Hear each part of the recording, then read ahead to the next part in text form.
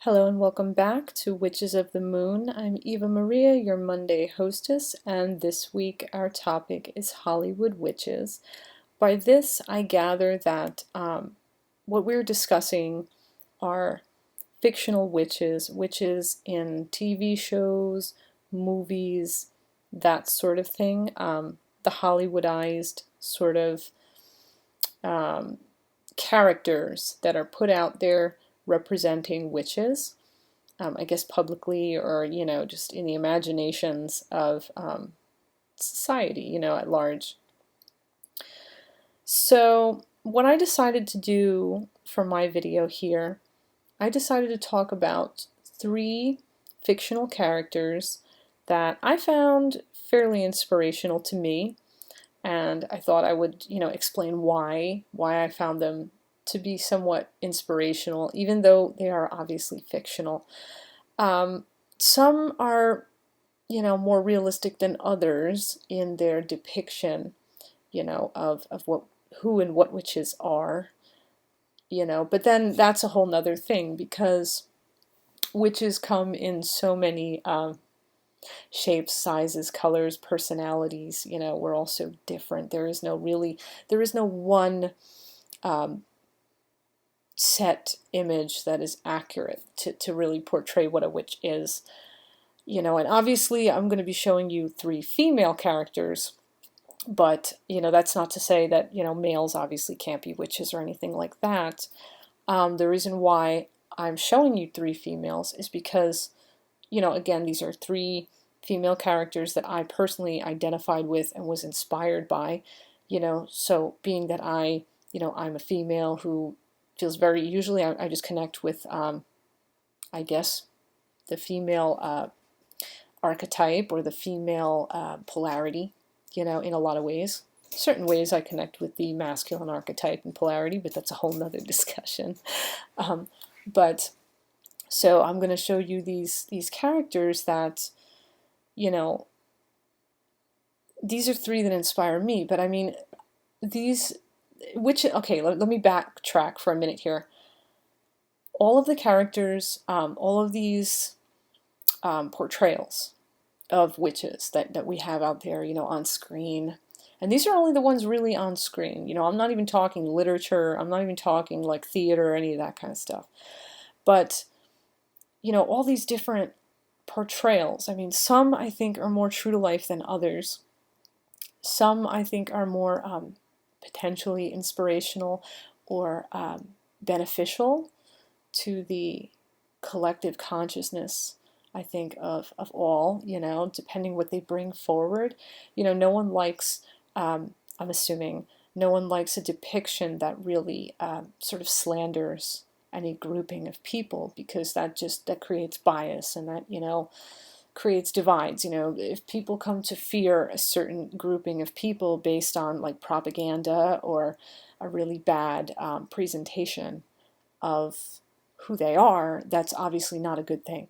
But there are sometimes depictions that are obviously generalized, of course, because they're not real people. These are just figures representative of a sort of person, a kind of person. There are sometimes some representations that I think can be beneficial, and the three figures that I will be talking about, I found really empowering, positive things about them. They just sort of resonated with me, and I want to share with you why they resonated with me, again, as I've said before. And that's going to kind of be the extent of my video. I'm just going to share with you, sort of my experience with being inspired by certain characters. I don't know if our other, hosts and potentially sub-hosts, should they step in, if they will really speak in the same manner that I am speaking. Maybe they're going to kind of approach this topic in a different way, but I thought that this is how I would introduce this week's topic, just by sharing this sort of aspect of my experience. I hope you enjoy this. And with that, I'm going to take you through three Hollywood witches, three fictional characters that I found inspiration in watching, 3 that really brought something positive into my consciousness.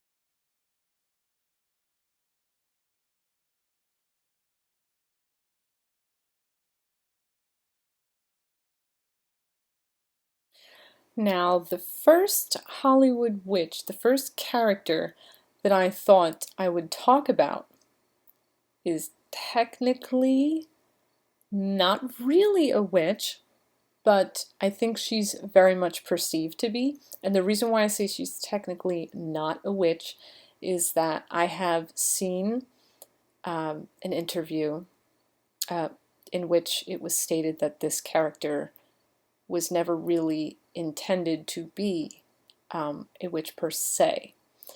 This first character is Elvira. I make it no secret that I've always thought she was just fucking amazing.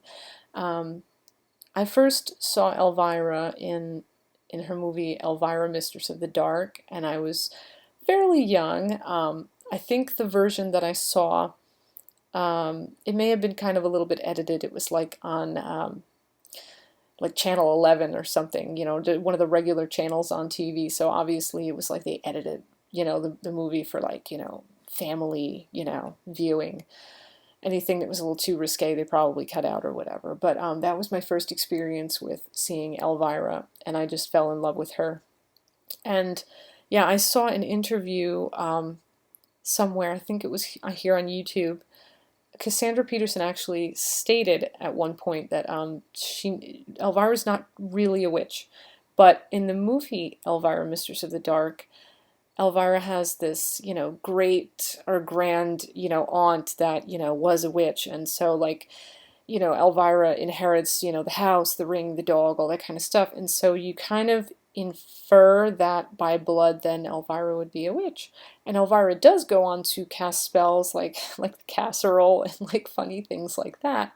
So you kind of infer that, Elvira must be a witch. So I kind of perceive her to be a witch. But whether she is in actuality or not, well, that's a whole nother debate.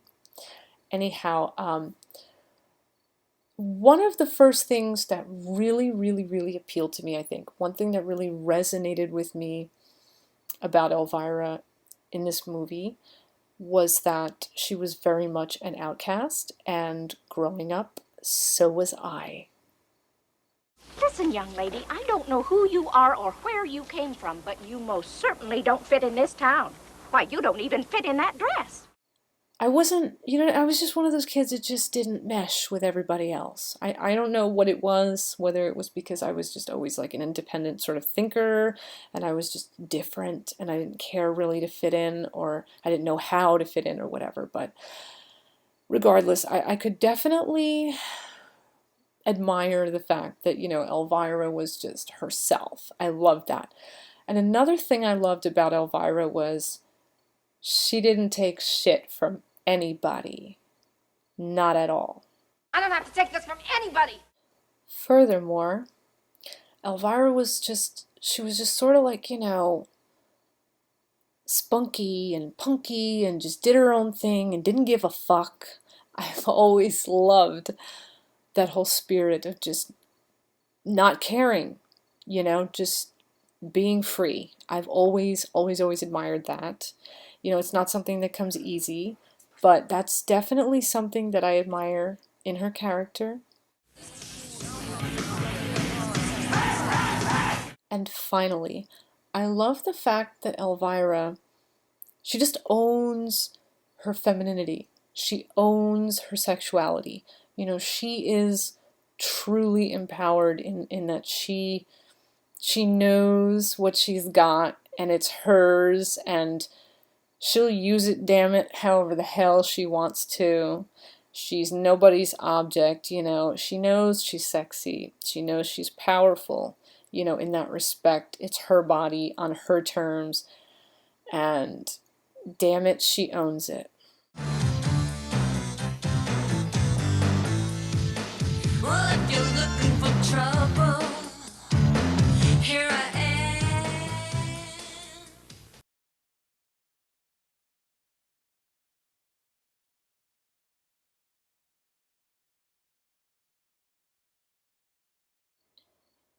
Although she's a very minor character in this movie, Lirio definitely captured my attention and fascination from the time I first saw her. I think she helped inspire my personal journey as a witch because in her I saw traits that I deeply and instinctually have always associated with what I perceive to be quite central to the archetype of the witch. Here was a wise, skilled, empathetic, centered, very down to earth woman. She was the proprietor of her own business, clearly independent. Also, even though she is fully aware that some of the girls steal her wares, she doesn't intervene because she is well aware that their theft doesn't make or break her business. She knows that all the girls have their own lessons to learn, and she intuitively knows that they won't continue stealing from her in the long run. There's a part in the movie where Sarah goes to move the curtain to the temple in the back room, and Lirio grabs Sarah's hand and she's like, "Oh, that's not for you." And then she sees Sarah's ring and she says, "Oh, nice ring. It was your mother's." She clearly has intuitive ability, so therefore I infer that she clearly knew what was ahead, what lay ahead. The girls wouldn't steal from her forever. Also, I admired in Lirio the role she played in guiding Sarah when Sarah came to her seeking guidance. I have always felt that in a communal sense, a witch's role is to help and guide those who come forward seeking help and guidance. I admired these traits in Lirio overall because these are traits I wanted to cultivate in myself. These are traits that when I saw this character, these traits resonated with me, and I just instinctually deeply felt that, you know, the witch that I wanted to become a witch very much like Lirio.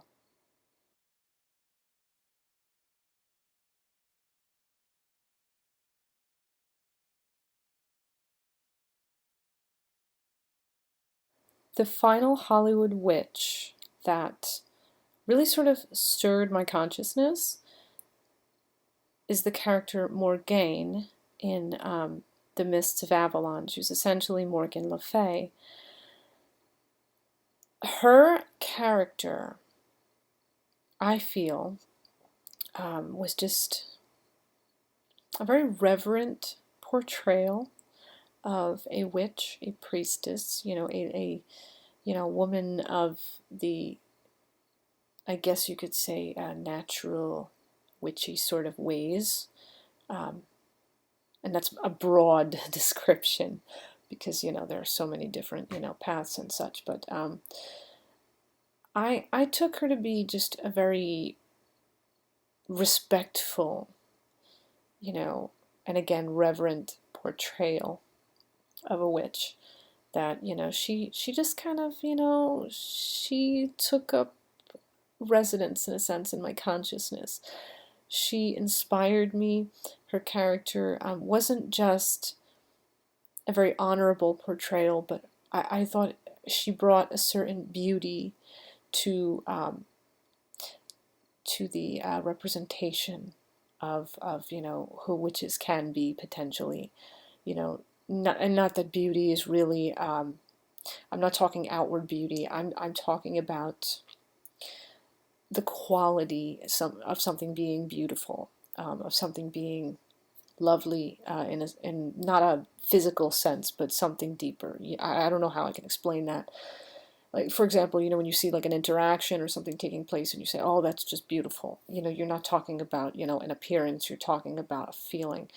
I felt very much like this character, brought a certain sort of beauty forward about, the alternative faith sort of community, the pagan way of being in general, also the witchy way of being in general. And I know that not all pagans are witches and all that kind of stuff, so don't jump on me for saying that. But I think what I'm trying to articulate is that she brought sort of honor and respect and depth, to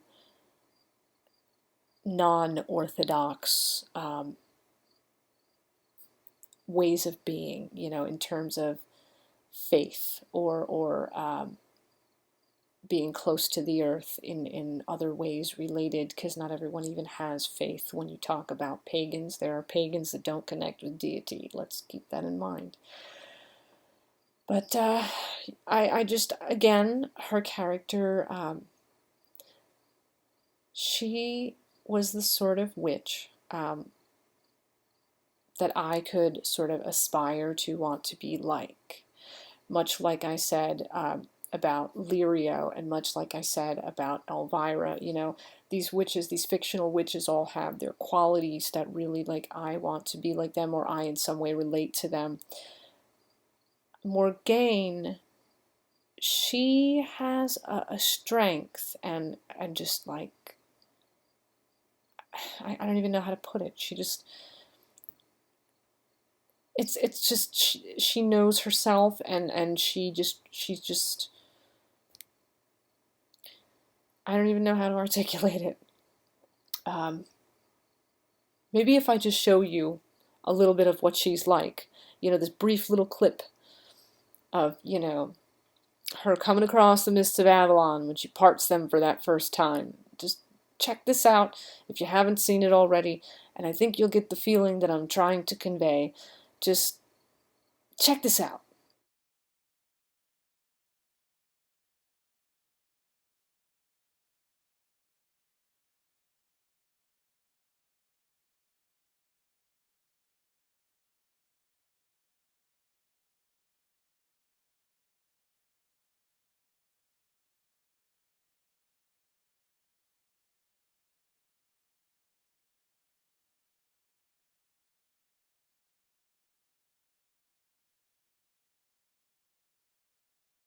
And again, she also, Morgaine also, you can see in her, she has a lot of dedication about her desiring to pursue her path. She is very serious about it. It is not like a frivolous and silly thing. It's something that it really stirs her soul. It is her inner purpose, and it is something that is really truly sacred. Like, you can really feel the substance of how sacred her path is to her, and that's something that I admire immensely in this character. And I think to a degree we can all relate to that. Her sense of, at least the sense that we are perceiving in her of, you know, devotion. I think we can sort of relate to that.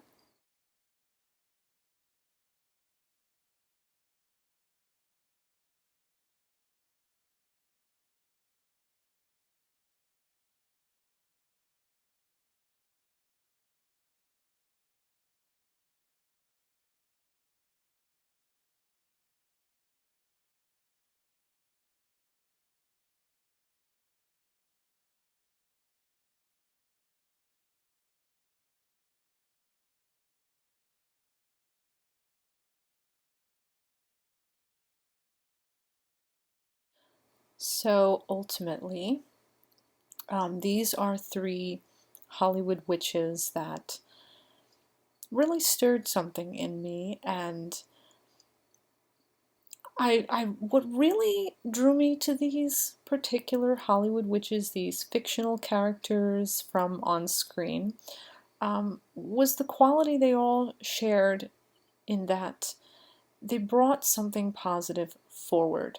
I'm sure there are some fictional, you know, characters that don't particularly bring as much positivity forward, but I think, um, although some people may not particularly connect with, you know, Hollywood witches per se, I think there are some characters that can potentially inspire us, um, or at least maybe those of us that are maybe that are a little, I don't know, I don't want to even just say people that are new to their path, because you know what? Sometimes you can be on a path for a while and then you come across a depiction that really just sort of stirs your mind, stirs your emotions, makes you think, and that can change that can change your perspective on things to a degree. So I don't want to say necessarily that fictional witches are beneficial only to, those that are new to the fold per se of, the pursuit of witchcraft or magic or the occult or paganism or anything like that. But, I do want to say that not all fictional witches, I believe not all of them are negative or positive per se. But, I wanted to bring these three particular characters forward. I wanted to share these with you to show you the substance that I found in them that really sort of enriched my experience, sort of made me think, kind of enriched my my view of what being a witch sort of what I want to aspire to, or what being a witch to me would ideally feel like, or just positive characteristics that these particular characters sort of embodied and really made me aspire to want to I don't know if not adopt, but I wanted to sort of cultivate these same traits in myself, or I kind of wanted to acknowledge or find these same traits in myself, or certain traits that they exhibited. I maybe they were already in me, but yeah, these are just some kick-ass Hollywood witches that I wanted to bring forward. That said, I think I'm going to wrap up this video. I hope you found this very enjoyable. I look forward to seeing what everyone else will bring forth this week to contribute to this great discussion. If you have any thoughts, feelings, comments, questions, or anything that you'd like to bring forward, I welcome you. Please do share those in the comments. We always love to, hear from you, to see what you have to bring forward. We encourage discussion. When we share our thoughts, feelings, and etc. with each other, we all can kind of learn and share and grow, and that is a positive thing. I think that's definitely productive, for our community. So, with that said, blessed be in Ashe. I wish you a very happy Monday. And until our next exchange, until next week, stay awesome, and bye-bye for now.